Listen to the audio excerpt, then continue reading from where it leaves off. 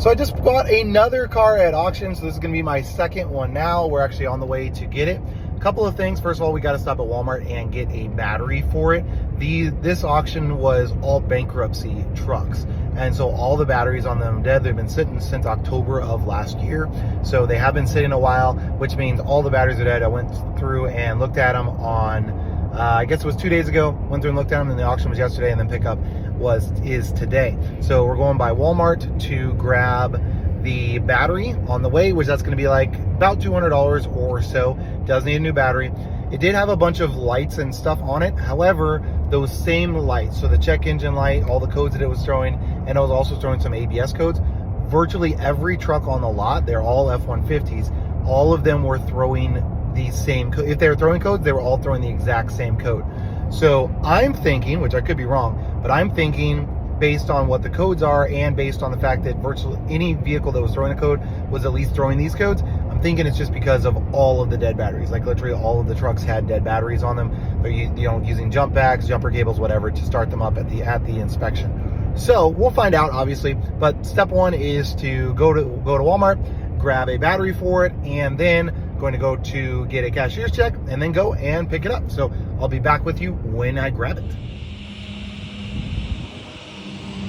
All right, y'all, made it back home with the auction truck. Purchased it about 45 minutes away. Now, as I mentioned, it did have some codes. I cleared the check engine codes before I got on the road, and check engine light did not come back on, so I do believe they were battery codes. I only took one of my scanners. I didn't take my scanner with the ABS because I'm not the smartest in the world. And so when I got home, I cleared those codes out with my ABS scanner. And obviously I'll have to drive it a bit to see if anything comes back with that.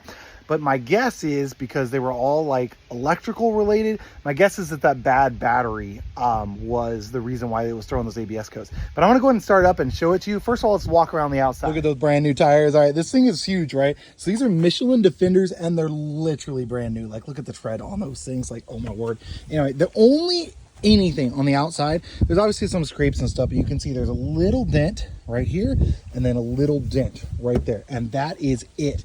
Beyond that, it is perfect. Now I've got to obviously take off all of the badging from the truck, but you can see it's absolutely fantastic. It has a few scratches, but I mean, it's a 2018, so it's not brand new, right? But there's no other major dents, no other problems with it. It's got the bed liner in there, good to go with that.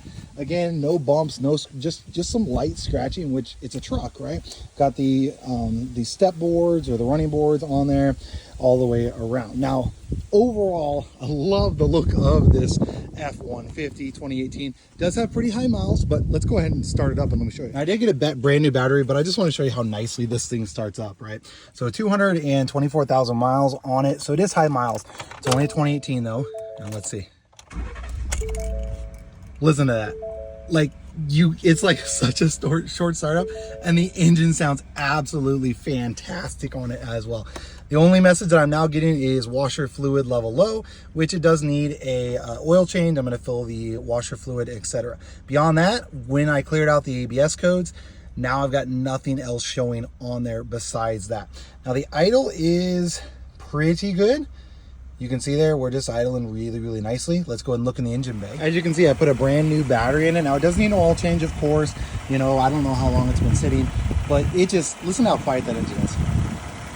Running absolutely fantastic. Starts up so freaking nice. It's honestly really, really, really good. So I did pull the oil. The oil is dirty. Let me just kind of show you that. It was actually a little bit low when I grabbed it at the auction. You can see. Definitely needs an oil change. It was low at the auction, so I went and grabbed a quart from an auto parts store on the way back before I drove it down the highway. It was about a quart and a half, maybe low. I'm going to be changing out, so I'm not too terribly worried about that. But I went ahead and went in. As you can see, got the brand new battery. And this one ended up costing me, it was $180 plus tax, so I think it was like $190 something. So somewhere in that ballpark when all was said and done. But overall, looks really, really good. So I'm excited. So $7,600 is what I paid for this truck at auction.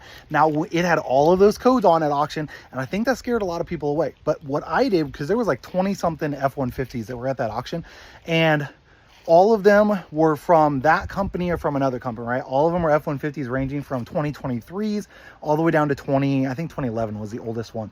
And virtually every single one that had a bad battery, which was a good majority of them, all had those same check engine codes and had those same ABS codes. Now, not all of them. Some of them they'd replaced the batteries on, so those had no codes whatsoever. And so my thought, like, I'm just kind of a shade tree mechanic. I'm a guy who looks stuff up on YouTube. But my thought is, if you got a bunch of trucks that are all from a fleet and all of them had dead batteries or actively have dead batteries, and all of these, or virtually all of these, have the exact same codes on these trucks, the odds of every single truck having the exact same issue, that's got to be really low, right? And so the only common denominator between all of them was the bad batteries. And so that was like, okay, I think I'm going to take a flyer on this. Yes, it's got those check engine codes.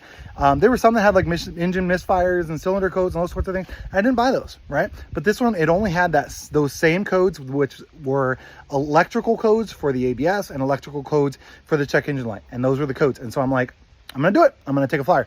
And it appears, now obviously we'll see once I drive it a bit, but it appears that just clearing out those codes, I drove it all the way home, check engine light didn't come on, not throwing any codes, cleared the ABS now that I'm home. We'll see. I'll have to drive it over a couple of days. If the ABS comes on, then I'll have to cross that bridge when we come to it. But as is, $7,600 for a truck. Now I got to pay tax and title. They didn't have a buyer's premium or anything, so it was $7,600 flat. And then I got to go and pay tax and title here at my local place, or at the DMV. But $7,600, I'm guessing with my taxes and title and with all that stuff in, I'll probably be in the low eights. Somewhere like 82, 83 is my guess, because they make you pay tax at the DMV and all this sort of random fees and whatever. So I'm guessing I'll be into it for the low eights. And I really think, like, on my local Facebook Marketplace, I think this will sell for like 12 to 14,000, even with 200 plus thousand miles.